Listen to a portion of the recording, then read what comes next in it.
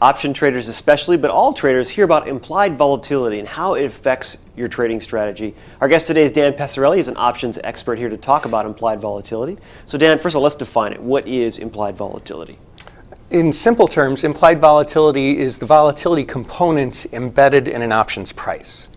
We could get a little bit fancier with that, but in a nutshell, that's really it.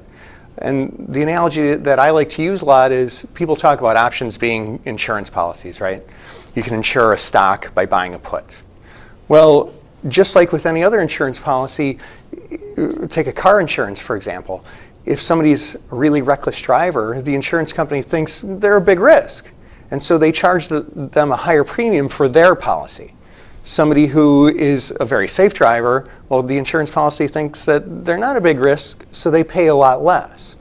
That's exactly how options work. And that component that sort of measures, that perception of risk or perception of volatility, that's implied volatility. All right, so when I read articles about options, I read about the implieds increasing or the implieds decreasing. What are they talking about there? In a nutshell, it's relatively, how expensive are options? Like obviously calls make money as the stock goes up and lose money as the stock goes down. But what if the stock doesn't go up or down? Options can still get more or less expensive. And that nuance of an options price is called implied volatility. All right, so when I'm talking about just volatility overall of the market and that the VIX is low, is that the same thing? Yeah, it's exactly the same thing. And the VIX is a great benchmark because that tells you, hey, just overall, how expensive are options? Are they cheap to buy right now, or are they really expensive to buy right now? People look at the S&P 500 or the SPX index as a benchmark for, hey, how are stocks doing? Well, the VIX, that's just a benchmark for, hey, how are options doing? Cheap or expensive? We've had low volatility for a long time here. I know that puts a crimp in a lot of people's options strategies. Do you differ in your decision making personally when you're trading options in a low volatility environment?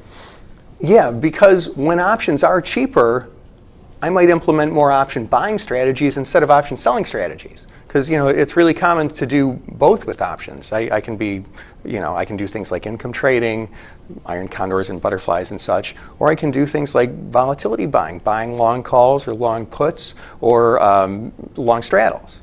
So when volatility is really cheap, I'm more apt to buy those options because in relative terms, they're cheaper. All right, so on an option chain, how do I view implied volatility? Is it a number or what does it look like? Yeah. Most option-friendly brokers allow you to configure a column that has implied volatility in there. And it's probably displayed 0.25. There might be a percentage sign afterwards. If there's not a percentage sign, you can just kind of read that in. They just sort of left it off. But it is a percentage. And what it is it's the annualized standard deviation.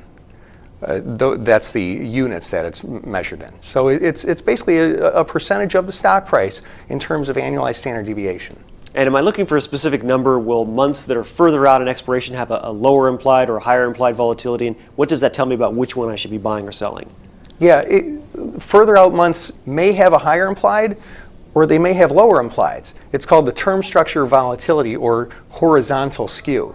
And if you're trying to decide, hey, I want to do an option selling strategy, but I'm not sure if I should sell, the Mays or the Junes. Well, which is more expensive?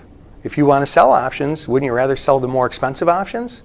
So look at that term structure volatility, and if you're selling, sell the higher month. If you're buying, buy the lower month. Dan, thanks for being here. Thanks, Tim.